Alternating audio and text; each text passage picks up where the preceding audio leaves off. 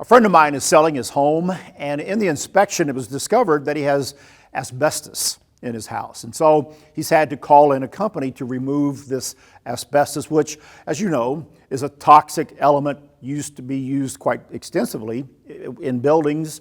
And a number of years ago, it was discovered that asbestos can lead to cancer. And so it was banned.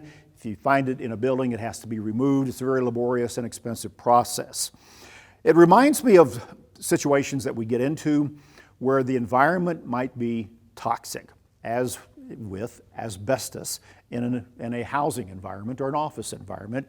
You don't want it, and you want to remove it, or in some cases, you just remove yourself.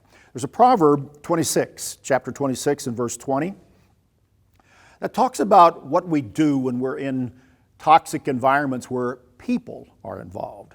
It says in verse 20, just to get the context, where there's no wood, the fire goes out.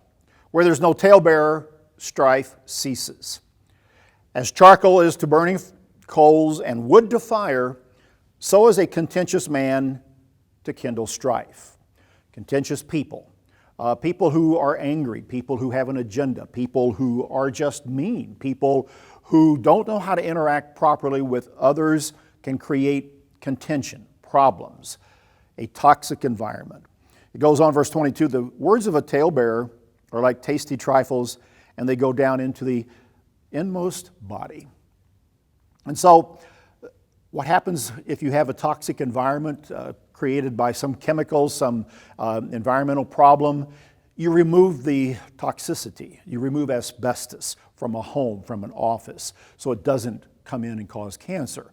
What happens when you have situations, personal relationships, in a home, in an office, in life, where there's contention, where there are people continuing to fuel the fires of contention, as the scripture talks about?